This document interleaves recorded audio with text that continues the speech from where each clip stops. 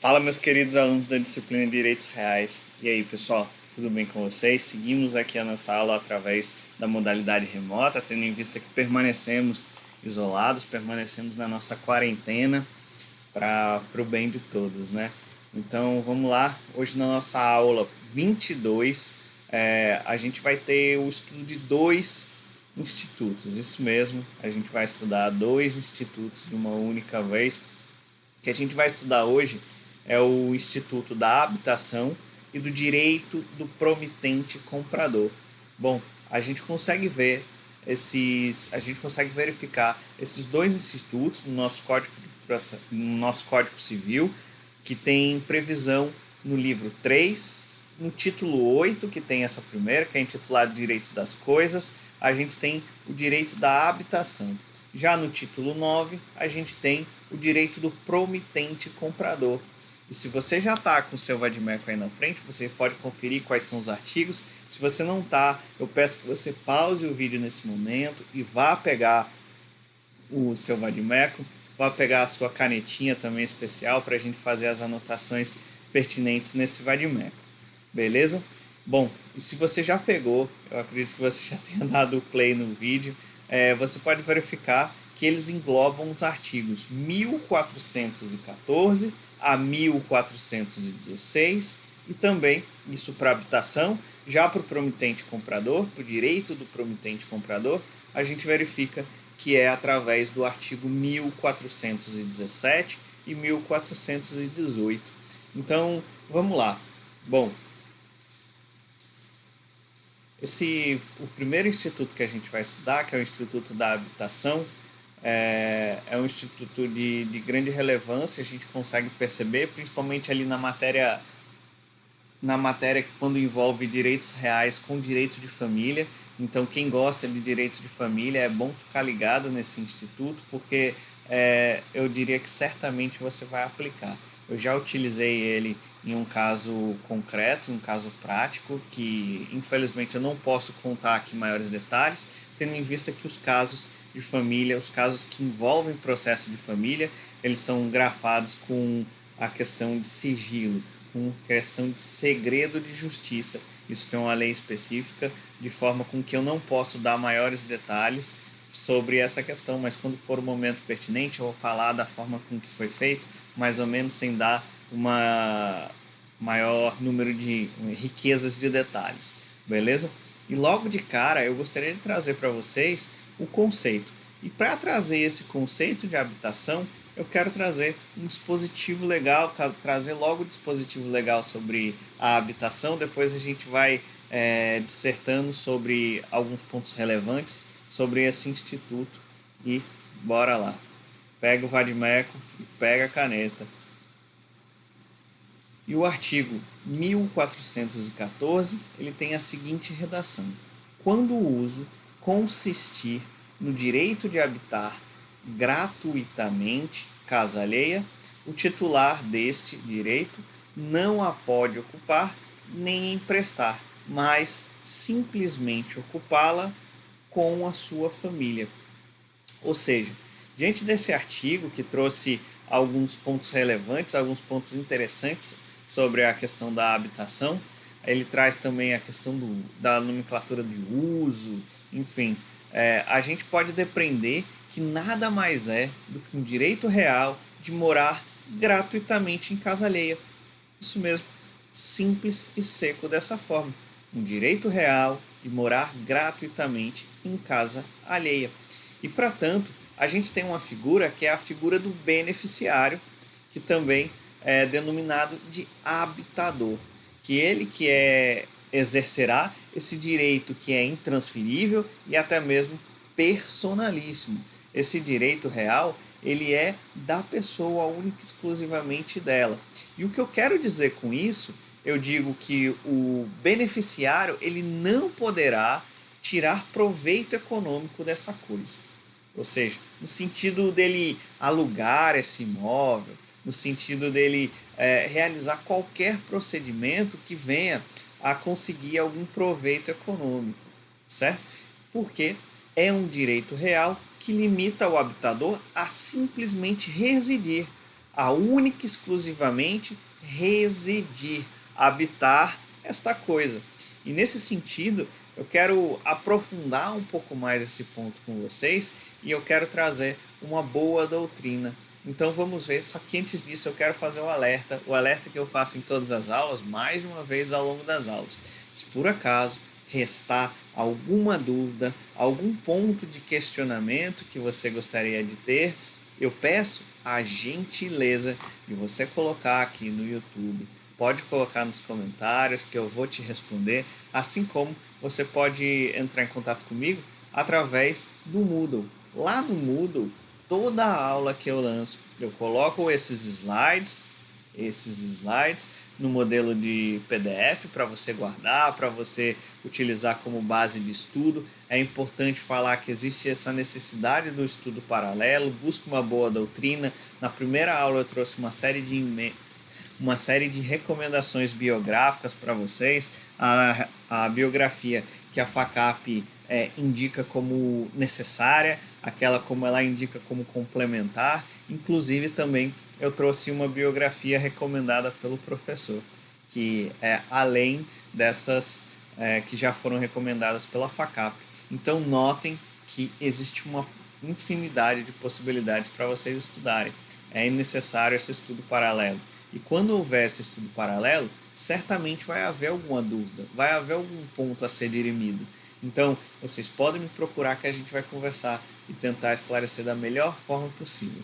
Então, pode me acionar aqui através do YouTube, vocês podem vir a falar comigo através do Moodle, lá na ferramenta do Moodle, que é a plataforma oficial da FACAP. Eu coloco sempre um ponto de fórum e lá no fórum você pode vir a conversar comigo e nós vamos esclarecer. Alguns alunos já fizeram isso, algumas acadêmicas também já fizeram isso e deu muito certo. E eu também estou inteiramente à disposição, que é o que a maioria tem preferido, é me acionar através do WhatsApp. Vocês podem ir lá no meu WhatsApp privado, que certamente eu vou responder vocês da melhor forma possível, da melhor forma que eu conseguir, beleza? E também, claro, vocês podem entrar em contato comigo através do e-mail. Lá na primeira aula eu coloquei o e-mail e toda a aula eu mando. Além de mandar no grupo do WhatsApp, se você não está nesse grupo, por favor me acione que eu vou te passar o link para você entrar. Se você passo no grupo do WhatsApp, passo no e-mail e também coloco no Moodle, beleza? A gente tem essas três possibilidades de você acessar as aulas. Bom, voltando então, vamos lá para a nossa doutrina.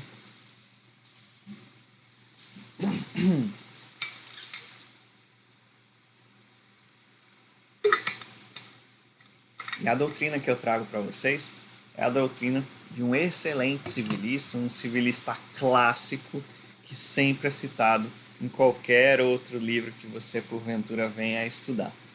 E a doutrina que eu trago é de Orlando Gomes. E Orlando Gomes, ele tem a seguinte posição: tal como o direito de uso, do qual é, afinal, simples modalidade, o direito de habitação tem cunho personalíssimo, não podendo ser transferido nem mesmo seu exercício. O titular o exerce residindo na casa alheia. Tem, portanto, destinação invariável. A casa não pode ser habitada por outrem, nem ser usada para outro fim. E é exatamente isso, pessoal. Eu já citei para vocês, eu já falei para vocês que essa questão do Instituto da Habitação, do direito real de habitação, ele é um direito real que ele é personalíssimo e intransferível. É igual Orlando Gomes ele fala aqui, que não pode ser transferido nem mesmo o exercício. É apenas a pessoa para que esse fim foi destinado, para que a habitação foi destinada, e como a gente já viu, o nome é beneficiário ou habitador, apenas essa pessoa pode ter esse exercício desse direito de habitação.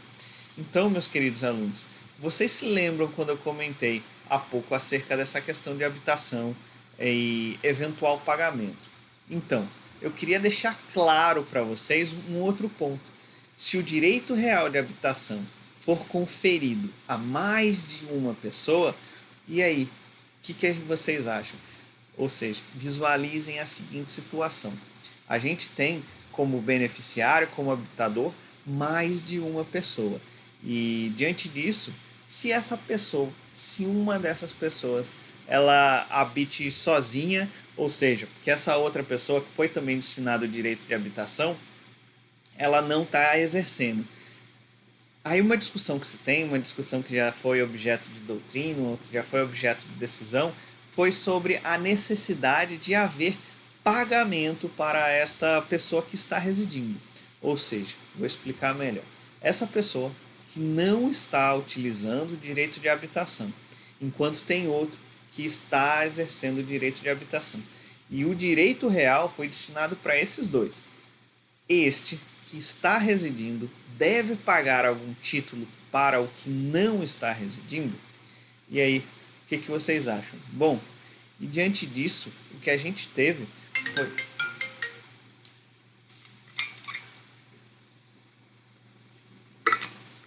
Diante disso, o que a gente teve é que se esse direito real ele for conferido a mais de uma pessoa, qualquer delas que resida sozinho, que habita sozinho, ela não terá que pagar, não terá que pagar aluguel a essa outra pessoa ou até mesmo a essas outras pessoas. Mas ela também não pode inibir o direito delas exercerem, querendo ou não, esse direito, que também lhes compete de habitar. Ou seja, se essa pessoa que não está residindo e ela quiser passar, depois de um certo tempo, querer habitar e querer utilizar esse direito de habitação, então ela pode realizar. E é exatamente isso que a gente vê no nosso próximo artigo, no artigo 1414. Vejamos. Artigo 1414. Se o direito real de habitação for conferido a mais de uma pessoa, qualquer delas que habite sozinha a casa não terá de pagar aluguel a outra ou a outras, mas não pode inibir de exercerem, querendo, o direito que lhes compete de habitá-la, certo? Então, notem exatamente isso. Não há essa questão de envolvimento de remuneração no direito de habitação. Não há essa questão de pagamento de remuneração, aluguel, prêmio, enfim, o nome que quiser colocar. Não há essa contrapartida de monetária, independente do nome que porventura o mercado vir a querer colocar. Eu já vi prêmio, o valor de habitação, enfim, o nome que quiser, a nomenclatura, a terminologia que for implementada, não pode ser aplicada. E aqui o outro artigo que eu trago para vocês agora, para a gente analisar, é a respeito do artigo... Opa, é o mesmo. Então, vamos lá para o nosso próximo slide. Artigo 1416. São aplicáveis à habitação, no que não for contrário à sua natureza, as disposições relativas ao usufruto. Bom, então o que a gente consegue verificar aqui nesse momento é que, assim como houve na questão do uso, a gente também vai ter essa aplicação subsidiária, essa aplicação que a gente vê de forma residual, de forma complementar a respeito do usufruto. Já estudamos a natureza, o instituto do usufruto, diversos pontos relevantes do usufruto. Então eu peço para quem por acaso não tenha dominado o usufruto, vocês estão observando como ele é importante. A gente já viu o direito de habitação, que ele é aplicado também como norma de matriz normativa complementar, tanto para o uso quanto para a habitação. A gente viu que para o uso, lá no artigo 1413, ele dá essa possibilidade de haver essa aplicação complementar, assim como a gente está vendo no artigo 1416, que há essa possibilidade de aplicação complementar. Então, notem a importância do usufruto, notem a relevância do usufruto, e se por acaso você não dominou, volte a algumas casas e compreenda de uma vez por todas esse usufruto, e havendo eventual dúvida, vocês podem entrar em contato comigo, seja através do Moodle, do WhatsApp, do YouTube e do e-mail. Eu não me canso de falar isso, porque eu estou inteiramente à disposição para tirar essas dúvidas de vocês. E sobre essa questão também, eu queria trazer agora um outro grande civilista, que é um grande notável também, um civilista que eu gosto bastante da forma com que ele explica, que é Flávio Tartucci. E Flávio Tartucci tem a seguinte disposição: em razão desse dispositivo, caberá ao titular do direito real de habitação pagar os impostos incidentes sobre o imóvel, bem como as despesas ordinárias.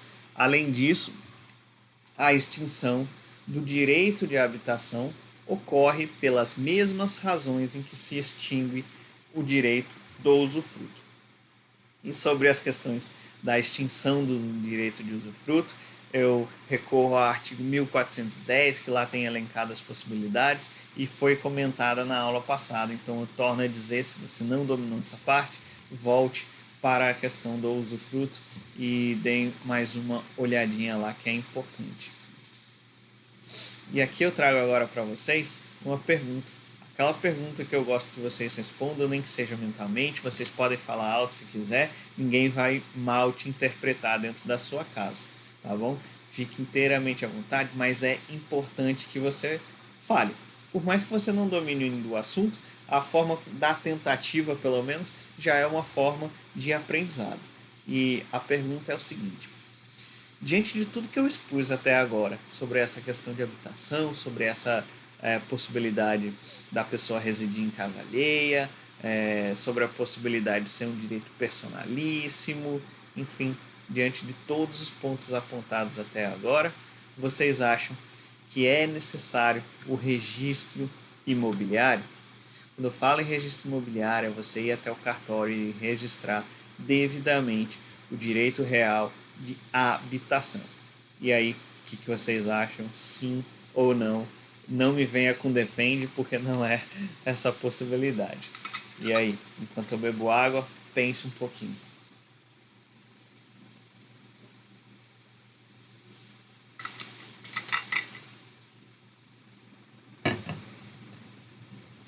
Bom, diante dessa questão do registro imobiliário, eu vou me recorrer a um artigo que é da Lei de Registros Públicos. Eu coloquei a lei aqui, eu vou também anexar a lei no nosso material, quando eu for anexar no Moodle, quando eu for enviar ali por e-mail e também pelo WhatsApp, eu vou colocar essa lei para caso vocês não tenham acesso, como para não dificultar o estudo de vocês, beleza? E lá na lei a gente vê no artigo 167 a seguinte disposição: no registro de imóveis, além da matrícula, serão feitos o registro para os casos do usufruto, do uso sobre o imóvel e da habitação, quando não resultarem de direito de família. Ou seja, se constitui o direito de habitação em favor do habitador mediante contrato, que será necessário esse registro desse direito real na coisa alheia, como a gente já verificou, no cartório de registro de imóveis. Isso porque essa habitação constituída, ela convencionalmente deve ser levada a registro. É o que é chamado de habitação convencional.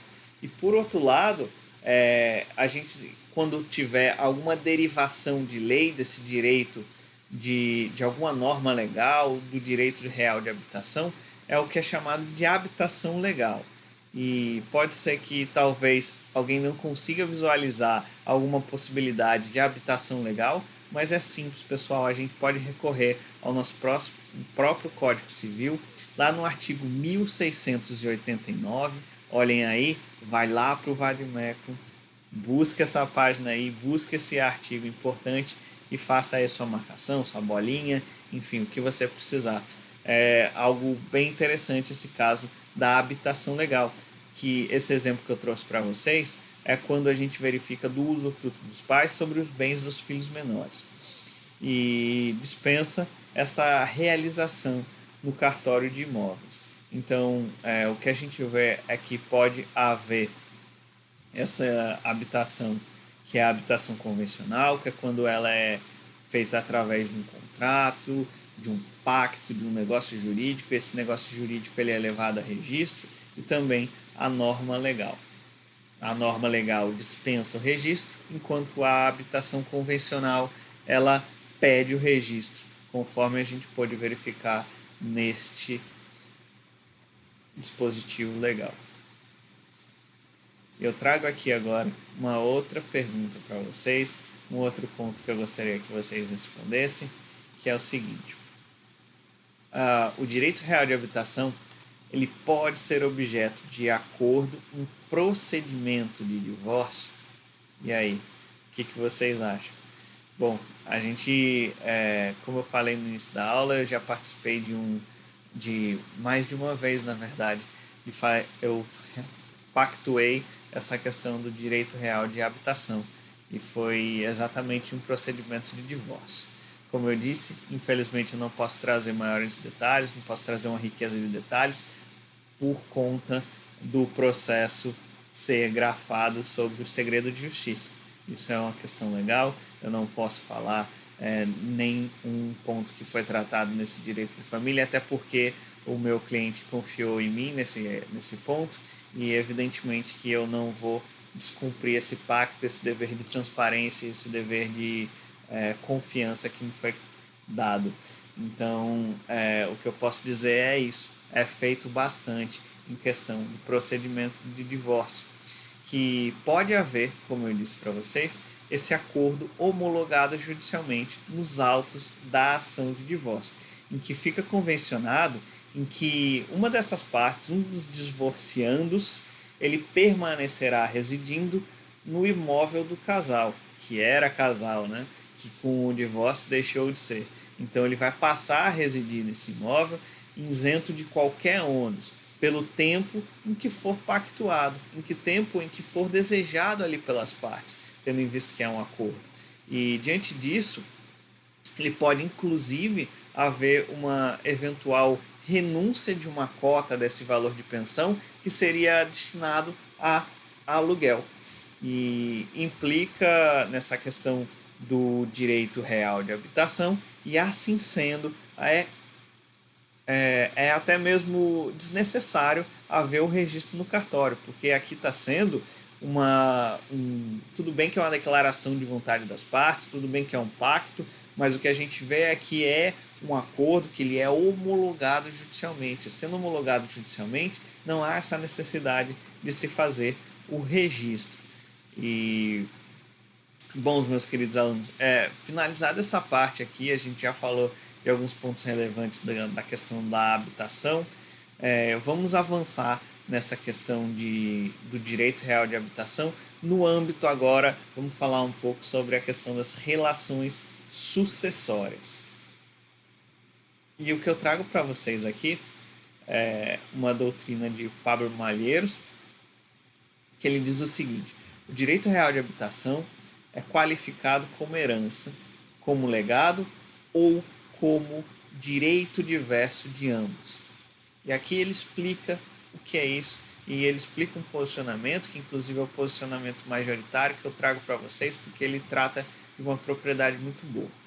Não pode ser herança pelo fato deste direito não estar contido no patrimônio do falecido ou da falecida, a impedir a sua transferência para o cônjuge, para o companheiro ou a companheira sobrevivente. Há quem defenda ser legado por o cônjuge sobrevivente receber o bem em legado legítimo. Todavia, dependeria da entrega feita pelos herdeiros para que pudesse ser emitido na posse do bem, que não se transmite pela Saezine nos casos de legado. Vocês estudaram isso? Vocês estudaram Saezine no direito de família? É um ponto bem interessante. Se por acaso você não domina esse conceito, eu peço que vocês verifiquem com a professora de vocês de família. Se por acaso não está tendo essa disciplina nesse momento, podem vir falar comigo que a gente conversa um pouco sobre Saezine. Ocorre que o cônjuge ou a companheira se encontram na posse do bem, já que servia de residência da família, com a moradia coadunando em situação de continuidade. Assim, o direito real de habitação deve ser considerado um direito próprio do cônjuge ou do ou da companheira sobrevivente, desde que os requisitos para sua configuração estejam devidamente preenchidos. E aqui eu trago mais uma pergunta para a gente finalizar essa questão da habitação, é que, como a gente discutiu, o direito da habitação ele é temporário. Isso é certo, a gente começou a aula falando disso, mas afinal, é temporário quanto? É temporário quanto? Qual é essa duração? E diante disso, que a gente verifica que há um posicionamento, a gente pode aplicar aquelas normas complementares do usufruto, mas também o que a gente pode dizer a respeito da questão da duração da habitação é que se extingue pela morte ou pelo término do estado de viuvez desse sobrevivente. Conclui-se então que, caso seja o viúvo ou a viúva morrer, ou ele casar novamente, esse direito que foi conferido, ele vai desaparecer, consolidando a propriedade em poder desses demais herdeiros. E por outro lado, a gente tem também uma certa discussão a respeito do concubinato da união estável, posto que eles configuram em situações que elas não são modificativas desse estado civil.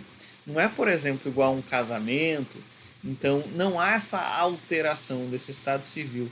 O direito real de habitação, dado o seu caráter de assistencialismo, de ser assistencial, ele também se extinguirá. Em síntese, enquanto durar a viuvez ou não se constituir uma nova relação de companheirismo ou de concubinato, esse direito real de habitação ele deverá ser preservado. Então, quando a gente faz esse pacto, esse acordo ali na questão do divórcio, é sempre interessante, é sempre bom você colocar essa cláusula, você colocar esse ponto em que até que haja uma modificação desse estado civil, haverá então a permanência do direito de habitação. Beleza? Agora, como eu disse, a gente pode avançar para a questão do direito do promitente comprador de imóvel. E este instituto, na verdade, ele é uma das inovações desse código que a gente está vivenciando agora, do Código de 2002. Ele veio, na verdade, como uma modificação de uma codificação anterior. Ele vem especificamente na parte dos direitos reais. Ele trouxe uma previsão específica desse direito do promitente comprador. E, afinal, o que vem a ser esse direito real? No que consiste esse direito real? Vamos começar então a nossa discussão e logo de cara eu trago para vocês o artigo 1417, que diz o seguinte: mediante promessa de compra e venda, em que se não pactuou arrependimento, celebrada por instrumento público ou particular e registrada no cartório de registro de imóveis, adquire o promitente comprador direito real à aquisição do imóvel. Bom, a gente pode verificar através desse dispositivo legal que eu trago para vocês, desse primeiro dispositivo legal do nosso Código Civil, que há uma série de pontos relevantes neste artigo. A gente vê essa questão do arrependimento, da necessidade de registro, enfim, tem vários pontos que iremos discutir no decorrer da aula. E o primeiro ponto que eu posso trazer de destaque para vocês é que a forma deste contrato, como se pode perceber através de uma simples leitura desse artigo, ela pode ser pública ou particular. Observem no meio do artigo, a gente verifica ali que ela é celebrada por instrumento público ou particular. E cabe aqui advertir que esse artigo é de aplicação específica em face do artigo Pegam o vade-mecum de novo de vocês aí, do artigo 108, pausem, deem uma olhada lá no artigo 108, que ele exige a escritura pública nos atos de alienação ou constituição de direitos reais mobiliários em que se superem o teto de 30 salários mínimos. Isso mesmo, se tiver um valor superior a 30 salários mínimos, aí haverá essa exigência de realizar, de promover uma escritura pública para esses atos, seja de alienação ou de constituição desses direitos reais mobiliários, e estamos diante de um desses direitos, que é o direito do promitente comprador.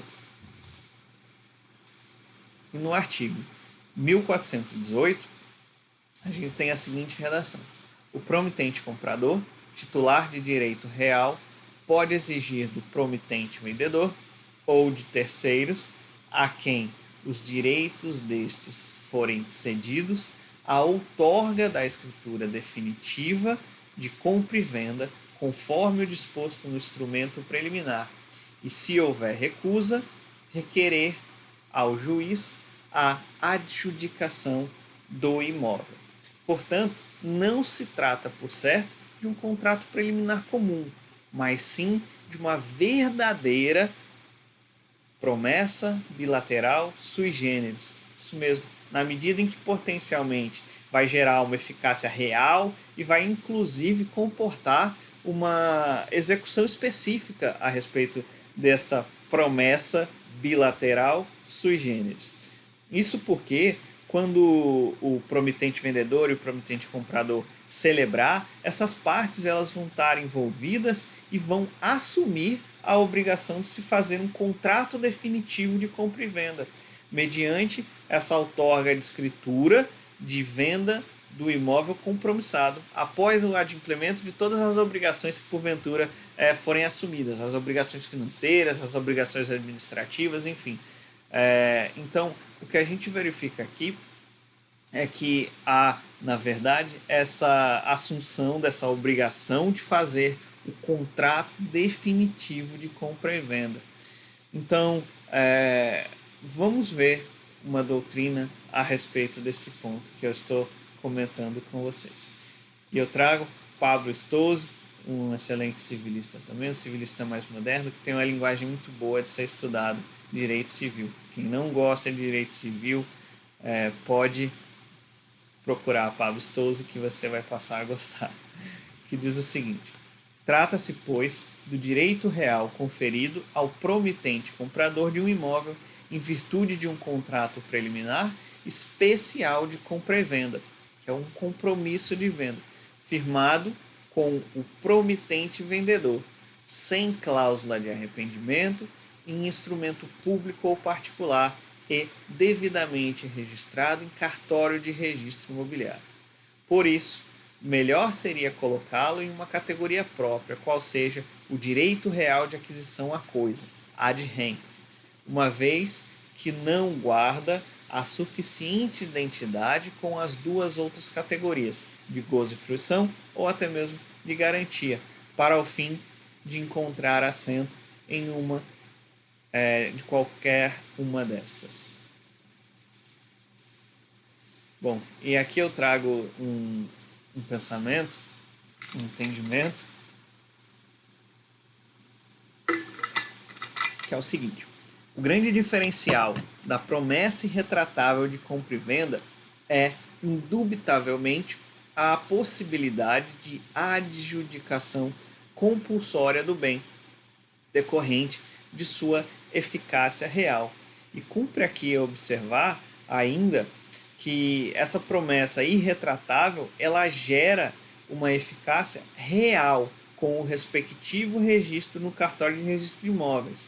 E também sobre esse ponto eu vou agora puxar para uma outra boa doutrina, que Eduardo Pacheco Ribeiro de Souza diz o seguinte: ao exigir o registro da promessa sem a cláusula de arrependimento para a adjudicação, os artigos 1417 e 1418, que a gente acabou de verificar, nada mais fazem do que ser fiéis ao sistema que integram, posto que, sendo o direito do promitente comprador direito real, lá no artigo 1225, no inciso 7, e adquirindo os direitos reais sobre imóveis constituídos ou transmitidos por atos entre vivos pelo registro, é inafastável a necessidade do registro da promessa para que se torne o promitente comprador titular do direito real, e então que ele possa exercer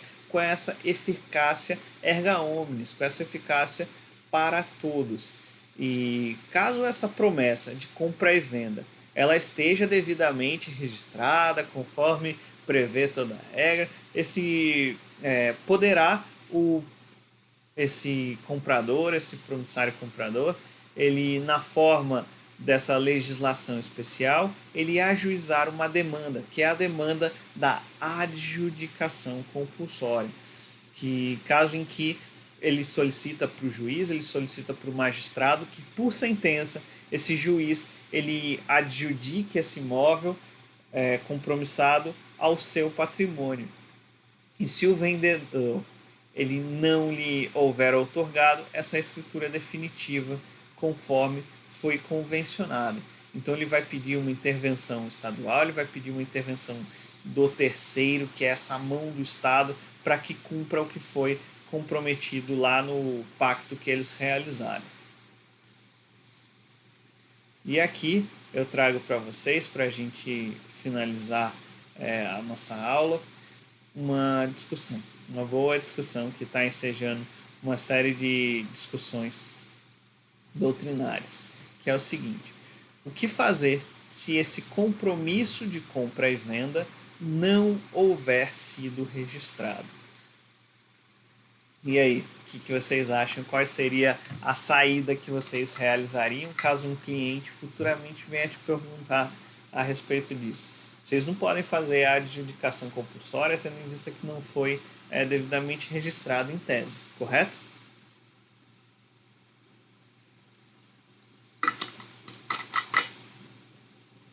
E aqui o que eu trago para vocês, o ponto do entendimento que a gente tem, o entendimento majoritário, é o seguinte: uma vez que não registrado esse compromisso de compra e venda, naturalmente esse direito real do promitente comprador, ele não terá essa constituição, ele não terá sido constituído.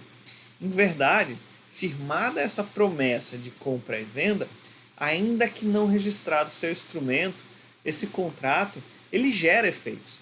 Ele gera efeitos entre essas próprias partes contratantes. Caso a gente configure, posto que não se configure essa constituição da forma com que é esperado o direito real, essa parte prejudicada por esse eventual inadimplemento, que é o que a parte não espera, mas se por acaso ocorrer esse inadimplemento dessa outra parte, ela poderá lançar meios de outros procedimentos, tais como execução específica dessa obrigação de fazer, para a satisfação desse direito, para que esse inadimplemento que está ocorrendo neste caso, que ele deixe de ser. Já há o título executivo. Vocês já estão estudando execuções, né? Bom, para a execução a gente precisa de dois requisitos básicos: o título executivo e o inadimplemento. A gente já tem o inadimplemento, tendo em vista que uma das partes não está querendo realizar o que foi pactuado, e a gente já tem o título executivo, então já pode haver essa execução específica dessa obrigação de fazer. E nesse momento, pode ser que depois, no estudo paralelo, vocês consigam encontrar uma citação de uma súmula, a súmula 239, e quando vocês lerem essa súmula, por favor, não me xinguem, eu não expliquei coisa errada não, eu não passei coisa errada para vocês. Porque quando vocês lerem essa súmula 239, já estou me explicando de forma preventiva, beleza? Eu poderia testar vocês para ver quem é que vai me procurar, mas eu já estou me adiantando. Quando vocês verificarem a citação da súmula 239, que prevê que o direito da adjudicação compulsória não se condiciona ao registro do compromisso de compra e venda do cartório de imóveis, o que a gente tem diante disso, diante dessa leitura, isso é um posicionamento doutrinário majoritário, inclusive. que é a respeito de se manter a referência à expressão direito de adjudicação compulsória, lá na súmula, quando vocês estiverem lendo e estiverem com raiva de mim. É bom que fique claro para você, meu querido aluno, que essa forma de adjudicação ela é exigida no bojo de uma demanda de natureza obrigacional, uma vez que, não estando o instrumento preliminar registrado, não há que se falar, então, em direito real. O que há de discutir é buscar outros meios para que se promova esse cumprimento. Beleza, pessoal? Bom, torno a dizer, eventuais dúvidas podem me acionar aqui através dos comentários. Vocês podem me acionar também através do YouTube, através do WhatsApp, através de e-mail e também através do Moodle lá no fórum. Beleza? Bom, era isso que eu tinha para conversar com vocês hoje. Eu desejo a todos um bom final de semana, uma boa semana que está chegando e que nessa próxima semana a gente consiga trazer também as nossas duas aulas, da forma com que a gente está conseguindo cumprir. E na próxima aula a gente vai falar de direitos reais de concessão de uso específico para fins de moradia, que é um direito real que foi incluído em 2007 pela Lei 11.481. Vai ser massa. Então vamos lá. Tchau, pessoal. Conte comigo e vamos em frente. Valeu!